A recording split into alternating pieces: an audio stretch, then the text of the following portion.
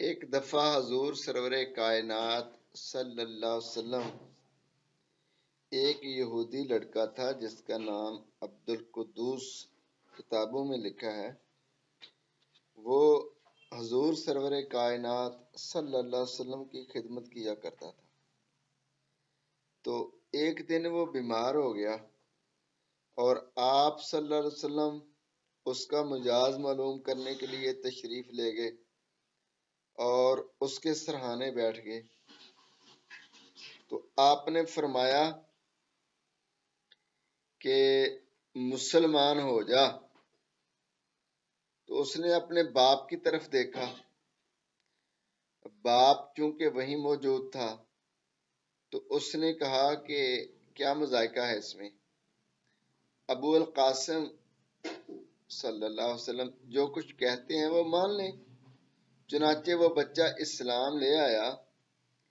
جب نبی پاک صلی اللہ علیہ وسلم باہر نکلے تو آپ نے فرمایا کہ شکر ہے اللہ پاک کا جس نے بچے کو جہنم سے بچا لیا۔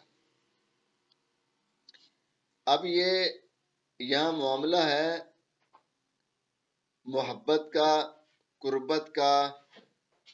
اس سے یہ ثابت ہوا کہ کسی ایسے بندے کی صحبت یا خدمت جو کہ اللہ کا محبوب ہو، جس سے اللہ راضی ہو اور جس کا مشن دین کی ترقی ہو، دعوت ہو، اس کی خدمت ایسے رنگ لاتی ہے کہ وہ کسی دنیاوی نعمت سے اس کا مقابلہ نہیں کیا جا سکتا۔ دیکھیے یہ یہودی ہے اور اس کو نبی پاک صلی اللہ علیہ وسلم کی خدمت میں آنے سے ایمان مل گیا۔ ثواب کیا بنا کہ وہ اس نے ایک اللہ کے محبوب بندے کی خدمت میں آنا جانا رکھا ہوا تھا۔ تو یہ ثواب اس لیے بنا کہ پھر اللہ کے محبوب کے دل میں بھی بات آئی کہ اگر وہ بیمار ہو گیا تو اس کی بیمار پرسی کر لیتے ہیں۔ تو اس سے ہمیں یہ علم آ گیا کہ کوئی بھی بندہ بیمار ہو، اس کا مذہب کوئی بھی ہو،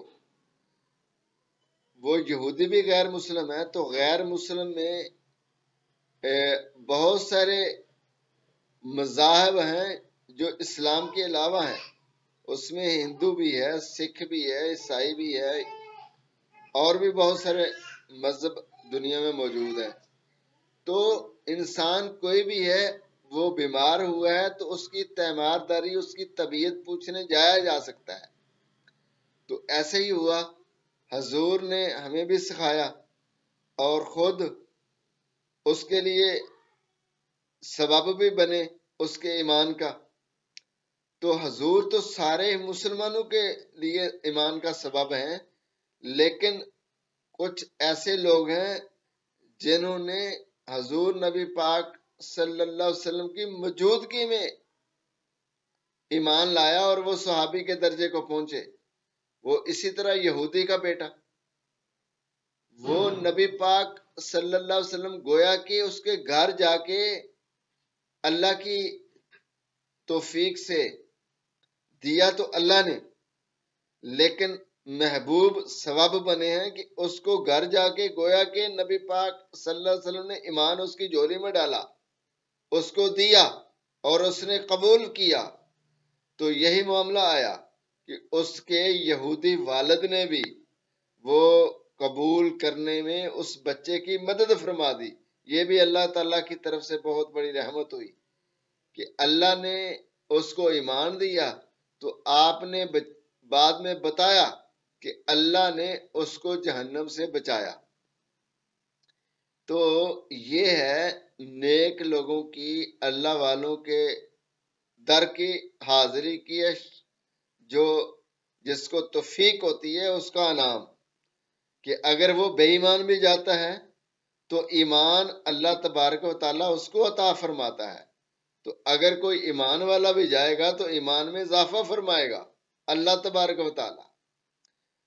تو خواہ پاک کوئی نیک مسلمان جس کے پاس علم نہیں بھی ہے لیکن وہ پاکیزہ دل رکھتا ہے، ایمان والا ہے، گناہوں سے بچتا ہے، تو اس کی خاموش صحبت بھی اثر کرتی ہے، اس کی وہ طبیعت کا اس پہ اثر ہوگا اگر کوئی اس کے پاس بیٹھے گا۔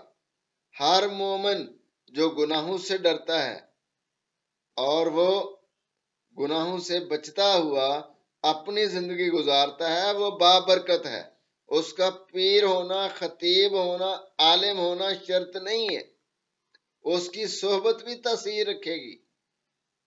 تو اس لیے میں اپنے سارے مسلمان بھائیوں سے یہ درخواست کرتا ہوں کہ ایک لفظ میرا سیکھ لو مجھ سے، ایک لفظ، وہ یہ ہے کہ گناہ نہیں کرنا۔ دنیا میں کوئی بھی بندہ ہے کچھ بھی کرے گا تو پھر وہ کہتا ہے کہ مجھے کچھ ملے گا، کرنے سے کچھ ملتا ہے۔ تو میں کہتا ہوں نہ کر کے دیکھ لو، پھر بھی بہت کچھ ملے گا۔ تو وہ نہ کیا کرنا ہے؟ گناہ نہیں کرنا۔ جب گناہ نہیں کرے گا تو سب کچھ ملے گا۔ تو یہاں گناہ کرنے سے تباہی ہوتی ہے، بربادی ہوتی ہے۔ تو جب ہم گناہ سے رکیں گے تو ہماری دنیا بھی بنے گی، ہماری آخرت بھی بنے گی۔ دنیا کا قاعدہ کیا ہے کہ کچھ پانے کے لیے کچھ کرنا پڑتا ہے، تو میں کہتا ہوں کچھ نہ کرنے سے سب کچھ ملتا ہے۔ تو وہ کچھ نہ کرنے سے یہ مراد نہیں ہے کہ نیکی بھی نہیں کرنی، نیکی سے میں منع نہیں کر رہا۔ جب گناہوں سے نکلو گے، گناہ چھوڑو گے تو نیکی خود بہت مل جائے گی، اس کو کوئی نہیں روک سکتا۔ نیت ہونی چاہیے کہ میں اللہ کی رضا کے لیے یہ سارے برے کام چھوڑ رہا ہوں، تو یہ بہت بڑی نیکی ہے۔ تو جب برے کام چھوڑے گا تو اللہ تبارک و تعالی ایمان کے اندر اتنی قوت پیدا فرما دیں گے کہ وہ بندہ جو گناہ چھوڑتا ہے پھر اس سے نیکی نہیں چھوٹے گی، نیکی اس کا اوڑھنا بچھونا بنے گی، اور پھر وہ جب مرے گا تو اللہ کے کامل ترین جو لوگ، جن لوگوں کو اللہ انعام فرمائے گا ان کے ساتھ اس کا حشر ہوگا۔ تو اللہ بھی ہمیں ایسا بنا دے کہ ہم اپنا ہر دن ہر قسم کے گناہ سے بچتے ہوئے گزار لیں، تاکہ آخرت میں اللہ سے ہم وہ انعام لیں جو اس نے صالحین کے لیے رکھے ہیں۔ اللہ ہمیں اس کی توفیق عطا فرمائے۔